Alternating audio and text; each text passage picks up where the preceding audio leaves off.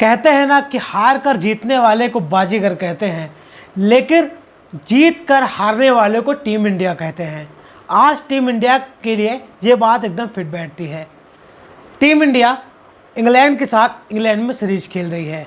इसका पहला मुकाबला खेला गया और पहले दिन ऐसे लग रहा था कि यह मुकाबला टीम इंडिया अपने नाम कर लेगी।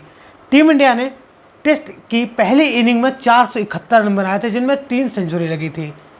कप्तान शुभमन गिल ने 146 रनों की पारी खेली।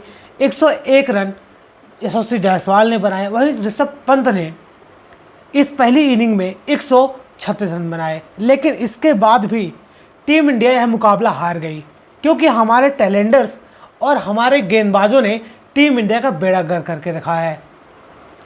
आपको याद ही होगा, सीरीज शुरू होने से पहले सबको यही आशंका थी कि इंग्लैंड के लिए हमारी बल्लेबाजी काफ़ी वीक है, लेकिन हमारी गेंदबाजी में वो दम है, वो हौसला है जो इंग्लैंड के बल्लेबाजों को घुटने टेकने पर मजबूर करेगी। लेकिन ऐसा बिल्कुल भी नहीं हुआ। जहां हमारे बल्लेबाजों ने टनों के हिसाब से रन बनाए, लेकिन हमारे गेंदबाज एकदम बेबस और इंग्लैंड के बल्लेबाजों के सामने घुटने टेकते हुए नजर आए। जसप्रीत बुमराह को छोड़ दिया जाए, इसके अलावा कोई भी गेंदबाज ऐसा नहीं लग रहा था कि आपको विकेट लेता हुआ नजर आए। इतनी शर्मनाक हार, इतनी बेइज्जती वाली फीलिंग हुई है। और आपको याद ही होगा और आपने देखा भी होगा, इंग्लैंड मैच जीतने के बाद न उन्होंने सेलिब्रेट किया, न उन्होंने हाहू किया, न उन्होंने गाली गलौज किया। उनको लग रहा था कि हम ऐसे ही टीम इंडिया को हराएंगे। मतलब कि यूं कहें कि बेन स्टोक्स ने अपनी कप्तानी में टीम इंडिया की औकात दिखा दी है। कुछ लोग क्या बोलते थे जब रोहित शर्मा विराट कोहली खेलते थे कि पूरी तरह से फिट नहीं है, इनकी बल्लेबाजी में दम नहीं है, इसलिए टीम इंडिया मुकाबला हार रही है। लेकिन अब देख लो, गौतम गंभीर साहब जो बोल रहे थे कि ये लोग बुजुर्ग हो चुके हैं, इनकी फील्डिंग काम नहीं कर रही है, बैट बल्लेबाजी में इनसे रन नहीं आ रहे हैं, विराट कोहली को सिर्फ 2 ही मुकाबला दिया जाएगा, इसलिए दोनों ने रिटायरमेंट घोषणा कर दी। उसके बाद उन्होंने सोचा होगा कि हम नई टीम बनाएंगे, उसके हिसाब से हम अपनी मनमानी करेंगे। लेकिन क्या हुआ? घंटा कुछ नहीं हुआ। बाबा जी का ठुल्लू हाथ लगा है, बाबा जी का ठुल्लू हाथ लगा, क्योंकि हमारे बल्लेबाजों ने रन बनाए। खास तौर पर 4 बल्लेबाजों ने, जायसवाल, शुभमन गिल, केएल राहुल और ऋषभ पंत ने, चारों ने मिलकर 5 सेंचुरी लगाई, जिनमें ऋषभ पंत की 2, केएल राहुल की 1, 137 रनों की पारी। उसके अलावा शुभमन गिल और जायसवाल ने 101 रनों की पारी खेली। फिर भी टीम इंडिया यह मुकाबला हार गई। पहले इनिंग में आप अंदाज़ा लगाओ, 471 रन टीम इंडिया ने बनाए थे, 475 रन। तब लग रहा था कि टीम इंडिया यह मुकाबला आसानी से नाम कर लेगी, क्योंकि 471 रन बहुत ज़्यादा रन होते हैं। और लेकिन आपको ध्यान रखना होगा, यह मुकाबला इंग्लैंड में खेला जा रहा था और इंग्लैंड बेसबॉल खेलती है। बेसबॉल ये नहीं है कि आओ चौका मारो छक्का मारो, T20 की तरह क्रिकेट नहीं खेलती है। उनका माइंड भी उसी तरह से चलता है। हर मुकाबले में जीतने के लिए जाते हैं, भले वो हार जाए, लेकिन वो सामने वाली टीम को घुटने पे ला देते हैं। आज तक आपने देखा होगा WTC फाइनल कभी नहीं खेले, लेकिन वह ऐसा मुकाबला जीत जाते हैं जिसको आप याद रखोगे। और आपको बता दें, 2 सफल रन चेस किए हैं सबसे ज़्यादा, 271 रन, और आज 270 रन वही टीम इंडिया के खिलाफ किया था। 2022 में इसी इंग्लैंड ने टीम इंडिया के सामने 278 रनों का पहाड़ जैसा लक्ष्य पार करके 7 विकेटों से मुकाबला जीता था, और आज 371 रन बनाकर इतिहास ही रच दिया है। और ऐसा पहली बार हुआ है जब किसी टीम के बल्लेबाजों ने 5 सेंचुरी मारी हो और एक गेंदबाज ने फाइफर लिया हो, टीम इंडिया वह मुकाबला हार जाए। टीम इंडिया के अलावा ऐसी हिस्ट्री में यह पहली शर्मनाक हार है सिर्फ जो सिर्फ टीम इंडिया के नाम पर हुई है। और ऐसी कोई भी टीम नहीं है इसके बल्लेबाजों ने 5 सेंचुरी लगाई हो और फाइफर लिया हो, वह मुकाबला हार जाए। मतलब आप अंदाज़ा लगा सकते हो इतनी शर्मनाक हार। इसका जिम्मेदार कौन कौन है? इसके जिम्मेदार हमारे गेंदबाज हैं, प्रसिद्ध कृष्णा, मोहम्मद सिराज और शार्दुल ठाकुर और रवींद्र जडेजा। शार्दुल ठाकुर ऐसे लग रहा है जैसे उनको कप्तान भूल गए हों कि वो भी गेंदबाज है। पहली पारी में 6 ओवर की गेंदबाजी कराई। उसके अलावा मोहम्मद सिराज को ढोए जा रहे हैं, प्रसिद्ध कृष्णा को ढोए जा रहे हैं, उनकी बस की बात नहीं है। आप अंदाज़ा लगाओ, यह टेस्ट सीरीज शुरू होने से पहले प्रसिद्ध कृष्णा ने IPL में विकेटों का अंबार लगाया था, 24 से 25 विकेटें ली थी। लेकिन आप जैसे ही वो टेस्ट मुकाबले में आते हैं, उनकी लेंथ ही भूल जाती है। शॉर्ट पिच पे शॉर्ट गेंदबाजी कर रहे हैं, और वहीं बेन डकैट इनको रख रख के चौके मार रहा है। वहीं sir Ravindra Jadeja spin friendly pitch पर काफ़ी अच्छी गेंदबाजी करते हैं, लेकिन जहाँ थोड़ा टफ कंडीशन होती है, जहाँ पर उनको रफ नहीं मिलता है, जहाँ बॉल टर्न नहीं करती, वहाँ पर रवींद्र जडेजा की गेंदबाजी पूरी तरह से एक्सपोज हो जाती है। इस टेस्ट मुकाबले में सिर्फ एक ही विकेट लिया है, उन्होंने बेन स्टोक्स को आउट किया था, रफ बन गए थे, पैचेस थे वहाँ पर, इसलिए यहाँ पर रवींद्र जडेजा को विकेट मिल पाया। लेकिन प्रसिद्ध कृष्णा ने ऐसा इतिहास रचा है कि एक गेंदबाज ने एक टेस्ट मुकाबले में 200 से ज़्यादा रन दिए हैं। पहली बार ऐसा हुआ है, जो कि प्रसिद्ध कृष्णा ने करके दिखाया है। आपके पास यहाँ पर अर्शदीप सिंह जैसा खिलाड़ी है, आप अंशुल कंबोज को बाहर भेज चुके हो। इतना अच्छा इस कंडीशन में यहाँ पर अंशुल कंबोज जैसा गेंदबाज चाहिए। भले ही उसकी रफ्तार 130 135 है, जहाँ से अंदर बाहर स्विंग कराता है, लेकिन उन्होंने प्रैक्टिस मैच में करके दिखाया था। आपने अर्शदीप सिंह को बाहर रखा है, हर्षित राणा को बाहर रखा, कुलदीप यादव को बाहर रखा है। फिर आप ऐसी गेंदबाजी के दम पर मुकाबला जीतोगे? अगर जसप्रीत बुमराह 5 मुकाबले नहीं खेलेगा, 3 मुकाबले खेलेगा, उसके अलावा तो आपकी गेंदबाजी पूरी तरह से एक्सपोज हो जाएगी और इंग्लैंड आपके सामने 800 रन बना देगी। फिर क्या करोगे? किसको ब्लेम करोगे? ना तो रोहित शर्मा है, ना तो विराट कोहली है, क्योंकि इन दोनों के पीछे पूरी टीम छिप जाती थी। अगर आपको टेस्ट मुकाबला जीतना है तो आपको 1-2 बल्लेबाज या फिर 1-2 गेंदबाज मुकाबले नहीं जिताएंगे, आपको पूरी टीम 11 के 11 मेंबर आपको मैच जिताएंगे। आपने इंग्लैंड के सामने देख लिया, इंग्लैंड के गेंदबाज लगातार स्ट्रगल कर रहे थे, लेकिन एक विकेट मिलने के बाद वो गुच्छे में विकेट ले रहे हैं। पहली पारी में टीम इंडिया ने 475 रन बनाए थे, वहाँ पर 430 रन तक टीम इंडिया के 3 विकेट गिरे थे, लेकिन उसके बाद 41 रनों पर टीम इंडिया के 7 विकेट गिर जाते हैं। 7 विकेट, यानी कि टीम इंडिया के टैलेंडर्स ने बेड़ा गर्क करके रखा है। चाहे वो करुण नायर हो, करुण नायर रणजी मुकाबले में ढेर सारे रन बनाए, जिसके बाद वहाँ पर उनकी 8 सालों बाद टेस्ट टीम में वापसी हुई है। अगर आपको ऐसा ही खेलना है तो आपके जिस जगह पर है वो सरफराज खान की जगह, वो बंदा बाहर बैठा, उसको टीम में शामिल नहीं किया गया है। वो आपसे काफ़ी बेहतर खेलता। न्यूजीलैंड के खिलाफ 150 रन बनाने के बाद उसको ड्रॉप कर दिया गया है, क्योंकि आपने रणजी मुकाबले में रन बनाए थे और वो डर डर के खेल रहे हैं, सहमे सहमे से खेल रहे हैं। पहली पारी में आते ही चले गए, 0 रन बनाकर आउट हो गए, और दूसरी पारी में जब ऋषभ पंत का विकेट गिरा था, वहाँ पर आपको मोमेंटम मिला था कि आपको तेज़ तरार पारी खेलने चाहिए थे, कम से कम 80-85 की स्ट्राइक रेट से बल्लेबाजी करते, लेकिन इन्होंने 40 से प्लस गेंद खेल ली और सिर्फ 20 रन बनाए, वो भी डरे डरे सहमे सहमे से। वहीं से पूरा मोमेंटम टूटा और करुण नायर के आउट होते ही टीम इंडिया पूरी तरह लड़खड़ा गई। और दूसरी पारी में वही हुआ जो पहली पारी में हुआ था। 333 रन पर, यानी कि 333 रन पर टीम इंडिया के 4 आउट थे। ऋषभ पंत का विकेट गिरा था, लेकिन उसके बाद 31 रन पर टीम इंडिया के 6 विकेट गिर गए। और वहीं अगर आप इंग्लैंड के लोअर ऑर्डर के बल्लेबाजों का देखोगे तो उन्होंने पहली पारी में लगभग 150 रन बना दिए थे। नहीं तो इंग्लैंड की टीम यहाँ पर 300 साढ़े 300 रन ही बना पाती और टीम इंडिया को 100 रन से ज़्यादा लीड मिलती। तो आप कंपेयर करके देख सकते हो कि यहाँ पर इंडिया की बल्लेबाजी और इंग्लैंड की बल्लेबाजी में कितना ज़मीन आसमान का अंतर है। खासतौर पर इंडिया के टैलेंडर्स यहाँ हैं तो इंग्लैंड के टैलेंडर्स यहाँ हैं, और उन्होंने गेंदबाजी में भी करके दिखाया है। यहाँ पर टंग नाम का खिलाड़ी है जो अभी 1-2 मुकाबले खेल चुका है। यहाँ पर ब्रैडन काश ने 3 या चौथा मुकाबला खेला है। यहाँ पर क्रिस वोक्स एक एक्सपीरियंस खिलाड़ी है, उसके अलावा यहाँ पर उनकी गेंदबाजी में कोई धार नहीं है।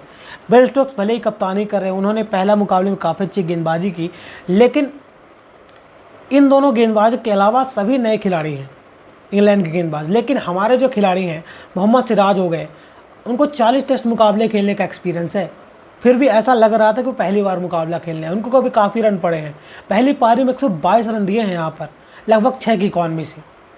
हमारे गेंदबाजों ने जमकर लुटिया डुबोई है। तो आप इस तरह में कैसे सीरीज जीतोगे? हमारे टीम इंडिया के लिए बहुत बड़ा कंसर्न होने वाला है कि आप इंग्लैंड में जाके कैसे टेस्ट मुकाबला जीतोगे। पहला दिन टेस्ट मुकाबला आप उठाकर देखो, टीम इंडिया चढ़ी पड़ी थी। चौथा दिन मुकाबला ख़त्म हुआ तो टीम इंडिया का अपर हैंड था कि लगा हाँ मुकाबला जीत जाएंगे, लेकिन चौथे दिन 5वें दिन आते आते टीम इंडिया के गेंदबाजों ने बेड़ा गर्क करके रखा है। दूसरी पारी में इंग्लैंड के बल्लेबाजों ने 188 रनों की पार्टनरशिप की थी, 188 रनों की पहली विकेट की पार्टनरशिप थी। वहाँ पर जैक क्रॉली और बेन डकट खूंटा काट के खड़ा हो गया था बंदा। जैक क्रॉली के पहली पारी में रन नहीं आए थे, लगातार स्ट्रगल कर रहे थे, लेकिन वहाँ पर उसने ये दिखाया कि मुझे अंत तक खेलना है, अपनी टीम को मैच जिताना है। लेकिन हमारे इंडिया के जो टैलेंटर्स बल्लेबाज हैं नंबर 6 से लेकर नीचे तक, उनसे आप क्या उम्मीदें लगा सकते हो। उसका ये माइंडसेट होता है बेसबॉल का कि हमको अंत तक खेलना है, मैच जिताना है। और वहीं जो रूट ने भी करके दिखाया था। पहली पारी में कुछ खास प्रदर्शन नहीं कर पाए थे, बुमराह ने उनको आउट किया था, लेकिन दूसरी इनिंग में जब टीम को ज़रूरत थी, क्योंकि 3 विकेट गिर गए थे, वहाँ पर जो रूट ने 50 रनों की मैच विनिंग पारी खेली और इंग्लैंड को मैच जिताया। और सीरीज 1-0 से लीड पर है इंग्लैंड। और आपको बता दें, जिस तरह की हमारी गेंदबाजी है, हमारी गेंदबाजी में कोई दम नहीं है, कोई धार नहीं है बुमराह को छोड़कर। तो सोचो 5 टेस्ट मुकाबले खेले जाना, ऐसा ना हो कि टीम इंडिया 5-0 से सीरीज हार जाए। फिर आप विराट कोहली को कोच लेना, रोहित शर्मा को कोच लेना, कि उनकी कप्तानी में ऐसा चल रहा था। और टीम इंडिया के इस हार का सबसे बड़ा कारण है हमारी फील्डिंग। इस टेस्ट मुकाबले में टीम इंडिया ने 9 कैच ड्रॉप किए हैं, जायसवाल ने 4 कैच ड्रॉप किए हैं। भले ही जायसवाल ने यहाँ पर 100 रन मारा हो पहली पारी में, लेकिन आपको कैच तो लेना पड़ेगा। आप तो कोई बच्चों का क्रिकेट नहीं खेल रहे हो कि आप गली मोहल्ले में क्रिकेट खेलने आ रहे हो कि आपको यहाँ पर 100 रन बनाने के बाद आपको माफ़ हो जाएगा। अगर आपको कैच लेना है तभी आप मैच जीतोगे, बिना कैच के आप मैच नहीं जीतोगे। टाटा बाय होगा, बाबा जी का ठुल्लू ही मिलेगा। और भले बेन स्टोक्स ने मुकाबला जीता, भले बाहर जाकर कुछ बयान करे, लेकिन उनके दिमाग में है कि हम उनसे बेहतर टीम है। लेकिन बेहतर टीम अभी टीम इंडिया अपनी गेंदबाजी से लग रही है। भले उनके पास फायर पावर है बल्लेबाजी में, लेकिन आपके पहले टेस्ट मुकाबले में जो आपसे खामी नज़र आ रही थी कि रोहित शर्मा और विराट कोहली के बाद क्या होगा, तो आपके बल्लेबाजों ने करके दिखाया है। सेंचुरी में सेंचुरी मारी है, रनों का अंबार लगाया है दोनों इनिंग में, क्योंकि ऐसा लग रहा था कि 350 रन टीम इंडिया बनाएगी पहली पारी और दूसरी पारी में, टेस्ट मुकाबला आसानी से जीतेगी। लेकिन इतनी बुरी हार, इतनी बदतर हार आपको हाथ लगी है। यह आपको 5 टेस्ट तक चलने वाला है, आपके माइंड में घूमने वाला है। चाहे वो सुमन गिल हो, चाहे टीम इंडिया कोई भी प्लेयर हो, चाहे गौतम गंभीर ही क्यों ना हो, वो आपके दिमाग में घुसेगा और आपके दिमाग में चलता ही जाएगा और आप इससे निकल नहीं पाओगे। क्योंकि 5 टेस्ट मैचों की सीरीज़ बहुत बड़ी सीरीज़ होती है। अगर आपको इससे निकलना है तो आपको अगला मुकाबला जीतना पड़ेगा, आपको वापसी करनी पड़ेगी, नहीं तो फिर आप लेने के देने पड़ जाएंगे और 5-0 से हार कराओगे। फिर गौतम गंभीर की बयानबाजी, बड़े बोलापन, वो आपको काम नहीं आएगा। आपको गेंदबाजी में चेंजेस करने पड़ेंगे, भले आपको कुछ करना पड़े, मोहम्मद सिराज को बाहर बिठाना पड़े, प्रसिद्ध कृष्णा को बाहर बिठाना पड़े, आप अर्शदीप सिंह को लेकर आओ। आप ऐसे 4 गेंदबाज लेकर जाओ ना जो आपको विकेट लेकर दे। आप बुमराह के दम पर टिके हुए हो। बुमराह ने 44 ओवर की गेंदबाजी की है इस टेस्ट मैच में, और आप जानते हो वो इंजरी प्रोन खिलाड़ी है, आए दिन उसको इंजरी होती रहती है। बीजीटी में आपने ले डूबा था उसको। बीजीटी में क्या हुआ था, बीजीटी में ऐसे लगातार ओवर कराए जा रहे थे रोहित शर्मा, और इसके बाद उन्होंने बैक पकड़ ली, इंजरी हो गई और चैंपियंस ट्रॉफी नहीं खेल पाए। लेकिन आपको ऐसा नहीं करना है, आपको थोड़ा रणनीति बनानी पड़ेगी, समझना पड़ेगा और इंग्लैंड के हिसाब से खेलना पड़ेगा। आप ये नहीं सोच सकते कि हमने इतने रन बना दिए, लेकिन जब तक आप विकेट नहीं लोगे तब आप मुकाबले बिल्कुल भी नाम नहीं करोगे। आप अंदाज़ा लगाओ, टीम इंडिया के 20 विकेट लिए हैं इंग्लैंड के गेंदबाजों ने, और टेल को ऐसे रफू चक्कर किया है।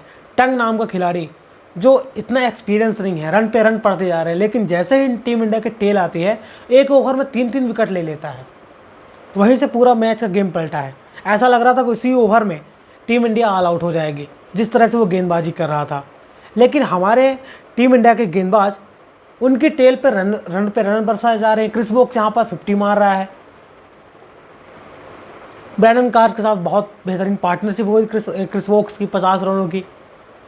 मतलब कि इससे बेहतर आप शार्दुल ठाकुर को, जब आपने पहले पारी में गेंदबाजी नहीं करी, तो ये किसकी रणनीति थी? क्या वो गौतम गंभीर का विचार था या फिर सुमन गिल का विचार था? आपने उसको पहले कभी नहीं देखा है। बड़े बड़े देशों में जाकर, ऑस्ट्रेलिया में हो गया, इंग्लैंड में भी हो गया, उसने आपको मैच जिताया अपनी गेंदबाजी से और अपनी बल्लेबाजी से। काफ़ी ज़्यादा एक्सपीरियंस है, लेकिन आप तो उसको भूल जाते हो। और आज 5वें दिन आपको याद है कि आपको शार्दुल ठाकुर आपके पास गेंदबाज है और उसने आते ही 2 विकेट ले लिया। कैसे गेंदबाजी करते हैं आप? कैसे आपकी रणनीति चल रही है? कैसे आप स्ट्रेटजी बनाते हो? इससे बेहतर आपने मोनी मॉर्कल को बॉलिंग कोच बनाया है। उन्होंने क्या उखाड़ लिया है? जब से मोनी मॉर्कल यहाँ पर बॉलिंग कोच बने हैं, तब से टीम इंडिया की लगातार रेल बनती जा रही है। बीजीटी देख लो, अब यहाँ पर देख लो। इससे पहले भरत अरुण टीम इंडिया के बॉलिंग कोच थे, और टीम इंडिया के ग्राफ देख रहे हो, उन्होंने बीजीटी जिताई थी। इंग्लैंड में जो 2021 में सीरीज, वहाँ पर टीम इंडिया 2-1 से लीड कर रही थी, उनकी कोचिंग की बदौलत। लेकिन अब मोनी मॉर्कल क्या कर रहे हैं? भले ही यहाँ पर प्लेयरों को ग्राउंड में उतरना पड़ता है, रणनीति बाहर से बन के आते हैं, लेकिन कुछ तो इम्प्रूवमेंट दिखे। आप ऐसे आ गए लचर, आपकी बॉडी लैंग्वेज ही लचर नज़र आई थी, वो अग्रेसन आप में बिल्कुल नहीं था जो विराट कोहली की कप्तानी और रोहित शर्मा की कप्तानी में आपको दिखता था। यहाँ पर भले ही विराट कोहली काफ़ी अग्रेसन रहते थे, पंप अप करते थे, पूरे खिलाड़ियों को लेकर चलते थे और वो अग्रेसन बनाकर रखते थे, सामने वाली टीम में भी विराट कोहली के नाम से डर रहता था।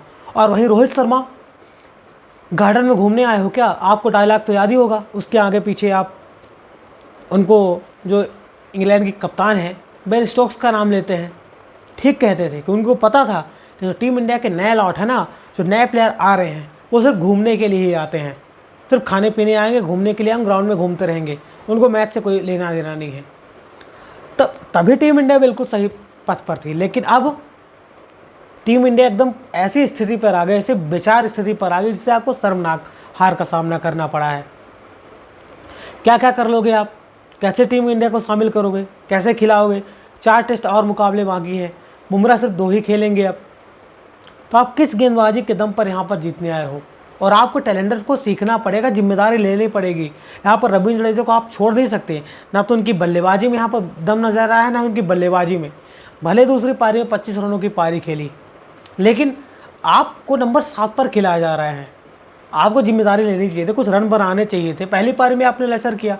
करुण नायर को हो सकता है अगले मैच में बाहर कर दिया जाए, उनको बाहर करना पड़ेगा। ध्रुव जुरेल आप खिला लो, भले ही विकेट कीपर बल्लेबाज है, उसके टेक्निक काफ़ी शानदार है ध्रुव जुरेल की। प्रैक्टिस मैच में भी ध्रुव जुरेल ने रन बनाए हैं, 92 रनों की पारी खेली थी सॉरी।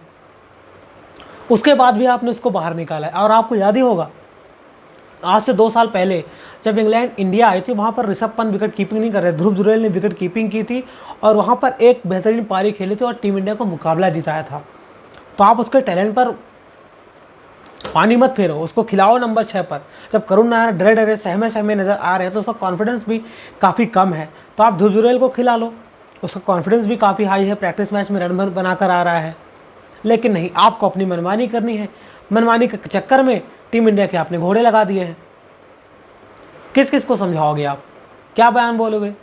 आपके दिमाग में तो वही चल रहा है कि जिस तरह से इंग्लैंड ने आपको धोया है, आपकी रेल बना दी है, तो आप क्या करोगे? देखिए, सुमन गिल को आप यहाँ पर ट्रोल नहीं कर सकते, उसका पहला ही मुकाबला है, कप्तानी ठीक ठाक की है, वो करे तो करे क्या, वो बल्लेबाज है, उसने बल्लेबाजी में रन बना दिए। पहली पारी में 146 रनों की नवाद बेहतरीन पारी, कप्तानी पारी खेली थी। लेकिन जब आप गेंदबाज रन ही नहीं बनाएंगे तो बंदा गेंदबाजी भी कर ले, फील्डिंग भी कर ले, क्या क्या करे वो? ऋषभ पंत को आप क्या बोलोगे? पहली पारी में 136 रन, दूसरी पारी में 118 रन, क्या करे वो? और वही प्लेयर है, 2 साल पहले उसकी इंजरी हुई थी, एक्सीडेंट हुआ था, उसके बाद मौत से लड़कर यहाँ पर पहुँचा है। भले ही आईपीएल में उसको काफ़ी ज़्यादा ट्रोलिंग का सामना करना पड़ा था, उसके बल्ले से रन नहीं आ रहे थे, लेकिन जैसे टीम इंडिया के लिए खेला, उसने दोनों पारी में सेंचुरी मारी। और वह इकलौता ऐसा बल्लेबाज जिसने इंग्लैंड में जाकर दोनों पारी में सेंचुरी मारी हो। इसके पहले कितने दिग्गज खिलाड़ी रहे हों, चाहे सचिन तेंदुलकर रहे हों, राहुल द्रविड़ रहे हो, सौरभ गांगुली रहे हों, चाहे विराट कोहली रहे हों, दोनों इनिंग में कोई भी सेंचुरी नहीं मार पाए हैं, वो ऋषभ पंत ने करके दिखाया है। जायसवाल ने भी सेंचुरी मारी, केएल राहुल ने बेहतरीन पारी खेली सेकंड इनिंग में। लेकिन हमारे टैलेंटर्स नंबर 6 पर करुण नायर, नंबर 7 पर रविंद्र जडेजा, उसके बाद यहाँ पर डीएसपी सिराज को बुमराह से पहले बल्लेबाजी करने का मौका देते हैं। बुमराह से ज़्यादा अच्छी बल्लेबाजी कर लेते हैं, वो ज़्यादा सिंगल डबल ले पाएंगे। और प्रसिद्ध कृष्णा छक्का मारने के चक्कर में लास्ट विकेट गंवा दिया। अगर वहीं टीम इंडिया दूसरी पारी में 420-425 रन बनाए होते तो आपको कुछ डिफरेंट नज़र आता, हो सकता है मुकाबला ड्रा हो जाती और टीम इंडिया यह मुकाबला जीत जाती। लेकिन नहीं, आपको अपनी मनमाजी करनी है।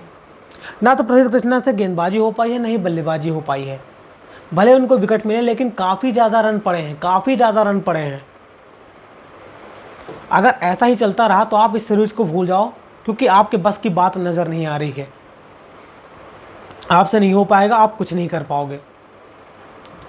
अगर आपको जीतना है तो आपको नई रणनीति के साथ आनी पड़ेगी। 4 टेस्ट मुकाबले बचे हैं, आप वापसी कर सकते हो। बेसबॉल का माइंडसेट आप भी अपनाओ और आप उसके हिसाब से खेलो। ये मत सोचो कि आगे क्या चल रहा है, पीछे क्या चल रहा है।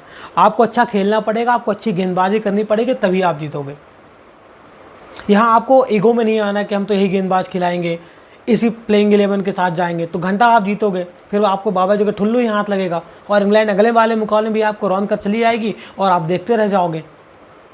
इंग्लैंड तो इसी उद्देश्य से आई है भाई ना, उन्होंने अग्रेसन दिखाया, जीतते ही सीधे हाथ मिलाकर वापस चले गए। उनको पता था कि आपकी टीम का स्तर क्या है और मेरी टीम का स्तर क्या है। भले बीजीटी फाइनल नहीं खेली है, लेकिन उसने वो ऐसे ऐसे मुकाबले जीते हैं, ऐसे ऐसे कारनामे किए हैं जिसको याद रखेंगी।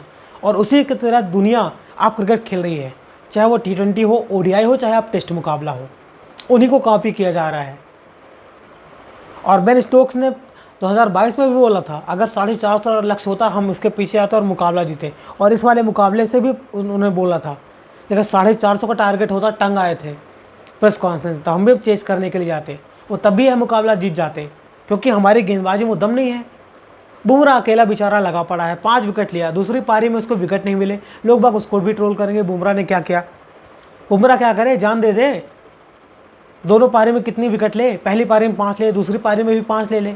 तो दूसरे गेंदबाज क्या करने आए हैं, गाजर मूली खाने आए हैं, क्या करने आए हैं दूसरे गेंदबाज, आके चेहरा दिखाने। सिराज फालतू का अग्रेसन दिखा रहे बेन डकट को। बेन डकट ने आपकी औकात दिखा दी, 149 रनों की बेहतरीन मैच विनिंग पारी खेली, चेस करते हुए उनके सामने 371 रन का लक्ष्य था।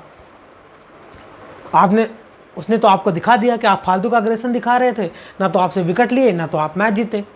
आपका अग्रेसन तब अच्छा लगता है जब आप मुकाबला जीतते हो, आपकी बराबरी होती है, तब आपका अग्रेसन अच्छा लगता। ना तो आप मुकाबला जीते, ना तो उसका आप विकेट लेकर गए, फालतू का अग्रेसन दिखा रहे हैं। अगर ऐसा ही चलता रहा तो टीम इंडिया के घोड़े लगने वाले हैं और आने वाले मुकाबले में भी आप घोड़े लग जाएंगे, क्योंकि आपकी बस की बात तो है नहीं, ना तो आपसे हो पाएगा।